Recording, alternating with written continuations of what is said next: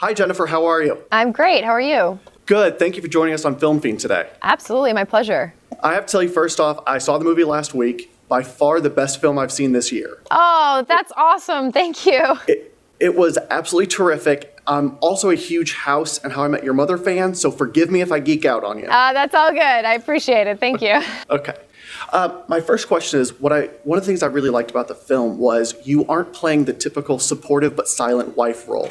Right. You have a real character with real motivations. Yeah. How did you and the director, Gavin O'Connor, work to make sure she didn't fall into that stereotype? Yeah, we had a lot of conversations about that. And it was the starts of it were obviously already on the page. I mean, the script was incredible to begin with. But we spent about a week with Joel Edgerton, who plays my husband in the movie, and Gavin and Anthony Tambakis, who was one of the writers, that we just spent a week in a room together going through every detail of this marriage. I mean, we talked about how they met, what were their ups, their downs, their good, their bad, what were their buttons that get pushed, what were the things that turned them on, what was the first time they kissed. So we literally just hashed through it. And what were their financial problems? How did they get to this situation? How did they choose the job that they were choosing to do to try to make ends meet? And by the time we were actually shooting, we had just gone through so much material, and we had built this history of this marriage together in a way where by the time Joel and I were on set, we could just sort of let go and enjoy it and live it. And it was just so great to have Gavin guiding that and fostering the idea of all that detail and all that history, so that hopefully people will feel that history between Joel and me when they're actually watching the film. It absolutely did come across that you can believe these people have been together for 14 years since high school. That's awesome. Oh, that's awesome. One thing I also enjoyed about the film is that Gavin O'Connor never sacrificed character for the story. It's heavy on both. So how did he balance the action with your work as an actor? Yeah, Gavin is an artist in that way. He really is.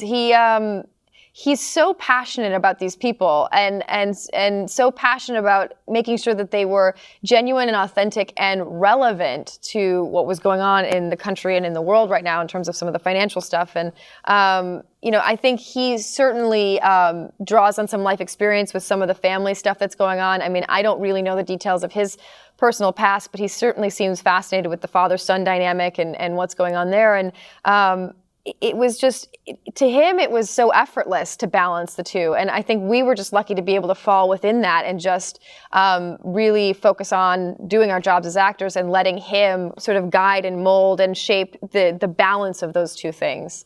Terrific. And it came through very, very well in the final product. For you as an actor, what was the most difficult scene for you to film? I'm not sure. I mean, I felt like this whole movie felt, it was intense, but in some ways felt easy just because I felt so supported and so surrounded by passion and creativity the whole time that there was never a moment where I was like, oh, wow, this is just, I don't really know what to do here. This is really tough. I would say that some of the hardest stuff just technically was in the fight sequences where I was responding, because there were times where there were people in the ring, and they did a great job of trying to keep someone in the ring and actually do the fight for me to actually react to and have my responses to. But there were times where I was literally staring at nothing, and having to have these incredibly emotional reactions just based on remembering in my mind what it was that these guys were going through in the ring. And, just sometimes technically it's harder to put yourself there if you're not actually looking at it. So I guess if I had to say something, I'd say that. But even that, like I said, they really did try to keep someone in the ring and try to keep as much as possible in front of me to give me something to react to. Great. Last question. If you weren't watching Warrior right now, what would you be watching? What's a movie you can watch over and over again? One of my favorite films is the French film Breathless. I'd say Breathless and not Starsky and Hutch. God, why can I not think of it right now? Sundance Kid. Butch Cassidy and the Sundance Kid.